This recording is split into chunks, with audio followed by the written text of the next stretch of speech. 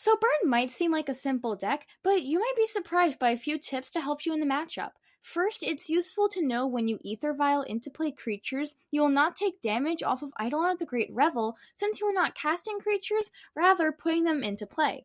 The next thing is some cards are better counter targets than others. Some of the best cards to use counter magic on are Boros Charm, Lightning Helix, and Searing Blaze, so save your counter spells for those cards. So Seize effects are great since few of Burn's cards have a generic mana in their casting cost, and Burn wants to tap out often. A Seize effect could just Stone Raid your opponent in some, if not most cases. This gives you much more time for your game plan.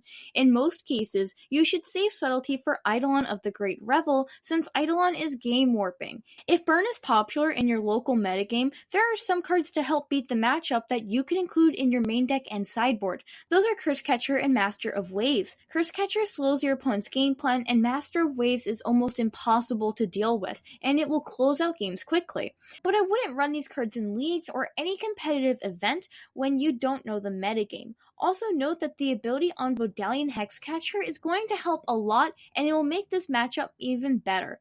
For sideboarding, if you're running Spellstutter Sprite, I would bring that in to deal with Burn's slew of 1-drops, yet I don't know if Chalice of the Void is worth it, since sometimes it's too late. But if you're on the play, it still isn't bad for the matchup. You should bring in any Spell Pierces or Flusterstorms you have in the sideboard. Also, when sideboarding, don't bring in Dismember, since you can't typically afford the 4 life. When you need to cut cards, I don't mind trimming on subtleties, and just because of the speed of the matchup, you could cut a Glasspool Mimic.